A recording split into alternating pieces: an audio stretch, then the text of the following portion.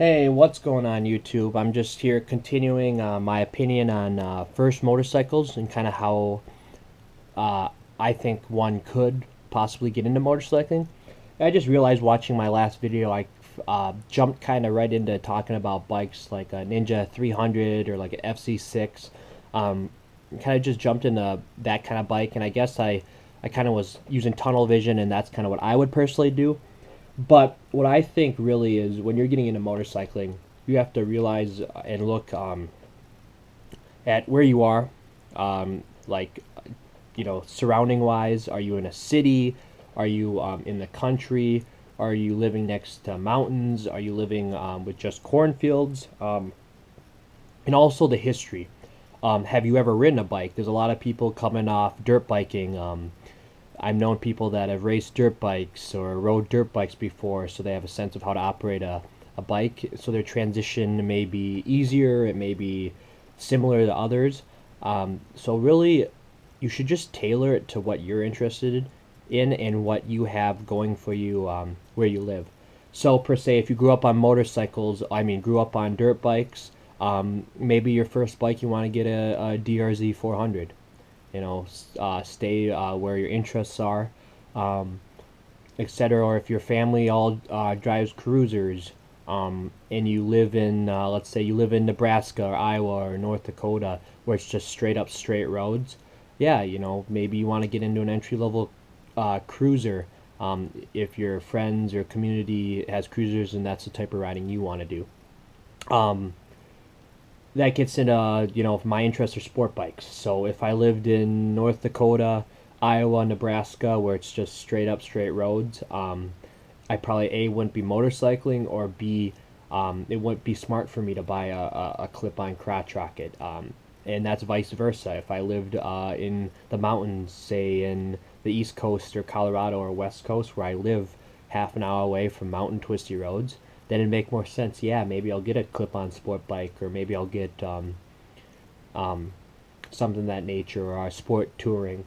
So it kind of just you have to tailor it to what you want, and also what fits for you. Um, I think when you're starting out riding a bike, it's you can find better deals on used things on Craigslist, and I've had a lot of good experience on Craigslist. I haven't been ripped off too much in the past, and I kind of maybe I trust people on there too much. But I suggest if you're going to buy a vehicle on Craigslist that you should bring someone that is knowledgeable and knows about motorcycles, because he can check the bike out. He can he he or she can check the bike out. He or she can test ride it, and they can really kind of bargain with the seller and try to get him to come down maybe on the price. Um, and also buying in the right time of the season, buying in the winter, you can get great deals now because demand is lower. Next, what I'd say is also uh, for me and some other individuals, when I bought a motorcycle via Craigslist, I kind of had the mindset of I want to buy the motorcycle and I want to just ride it. I was not aware of the maintenance that I was going to have to do to it, um, but and that's good and bad. I think you can save tons of money um, if you learn to do your own maintenance, just like basic oil changes, spark plugs, air filter cleaner. When I bought a motorcycle, I didn't know how to do any of that, and I've never felt. Not saying this is bad per se for dealers or whatever, because they got to make money, but I've never felt like I've been taken advantage of through college, high school, or I've never been taken advantage of by a person. Hopefully, and when I didn't know any of my maintenance, I would go and get all these basic maintenance things done, and I would just be spending tons of money out of pocket, and it was just killer. And I said, this is outrageous. I gotta do something different. So with the internet nowadays, with YouTube, I started watching YouTube videos. I started talking to other people, and starting to do the basic maintenance, because that can save you a lot of money. With that, I also had a lot of screw ups. I stripped oil pans before. I've done other stupid crap where basically a job would take someone that with knowledgeable skills. A short amount of time, it took me twice as long, but it was a good learning experience, and also It's just fun because instead of just riding your motorcycle, being able to take care of it and just knowing how it works and what's wrong with it, um, really can, I guess, make enhance the whole experience holistically. Um, Next, I kind of want to talk about the benefits of buying something straight up cash or taking a lien out of it. In my instance, I did take the reason I took a lien out for my first motorcycle is I was graduating college. I didn't have much credit, so I wanted to build credit, and I also wanted to, and I guess I didn't have the cash to pay for a motorcycle full outright. The benefits of being able to pay a bike straight up and own it is you will have the choice to for insurance if you want to just do liability or if you want to do full coverage. In my case, it worked out great that I was able to take a loan, and I suggest highly. When I went out loan searching for interest rates, I actually ended up going through a credit union, and my interest rate for credit union, the one around here, they have a deal where is if you get anything from 2011 or above, you could have possibly have an interest rate of as low as 1.89%. And not saying you're going to get that because you might not have a lot of credit, or if you do have credit, then you may get that low. But even vehicles less than 2011, your credit rate is probably going to be anywhere between 2 to 5%, and that's a lot less. I got quoted from other banks at 11%. That's auto loan. That's not a personal loan, but personal loan probably would have been more.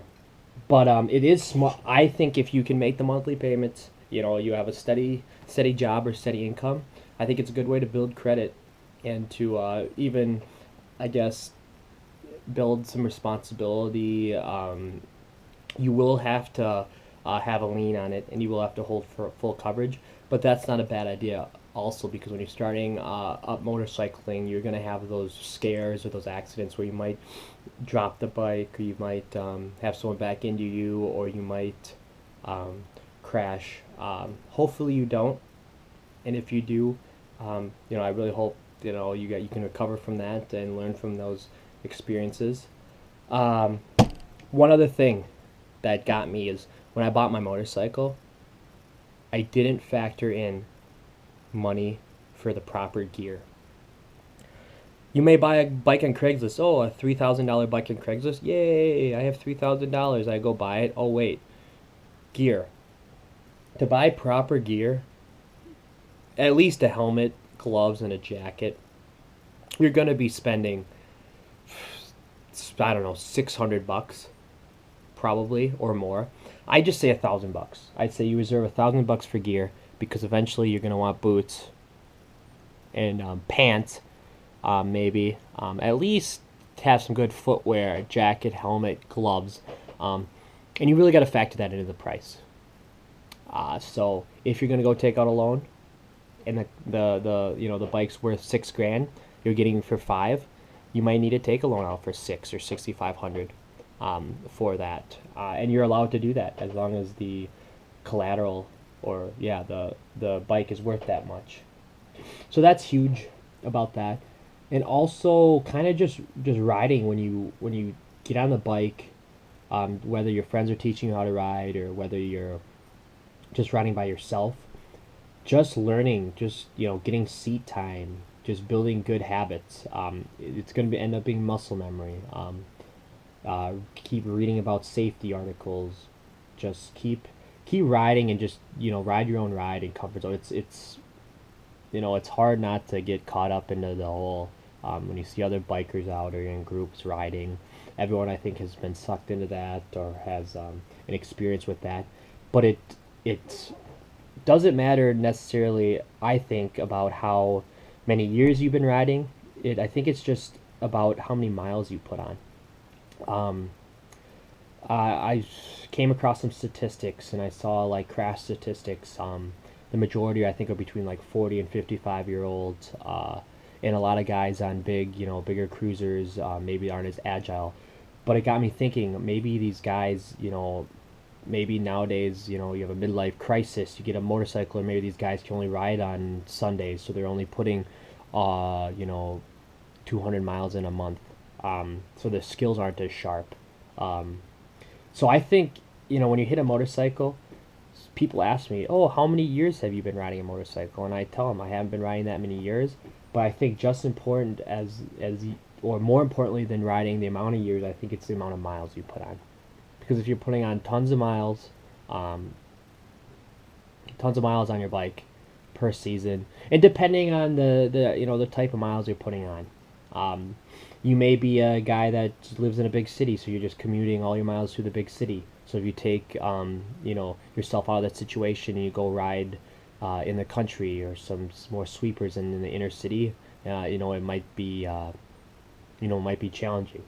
Vice versa, if you have a guy that's only ridden country roads or mountain roads and you put him into a big city commuter environment, it's going to be like even though he's been riding for tons of miles and tons of years, it's going to be something new to him. So I think you should definitely get a variety of different situations, scenarios, and just keep working on those fundamental skills of having your head up, look through the corner, mastering the front brake, um, counter steering, stuff like that. So I think that's kind of some big keys getting into riding. Um, and also, the big thing is, we all want to, you always want to, live to ride another day and make it home. So if you have to shed some speed, or you're not the fastest one, who cares? Your safety is obviously more important than one ride on the street. You're not obviously racing for, pink slips or titles for bikes or money. Then it'd be different. So that's just my thoughts, guys. Hope everyone is getting through the winter. I know it's slow and everything. It's been tough, but keep chugging along.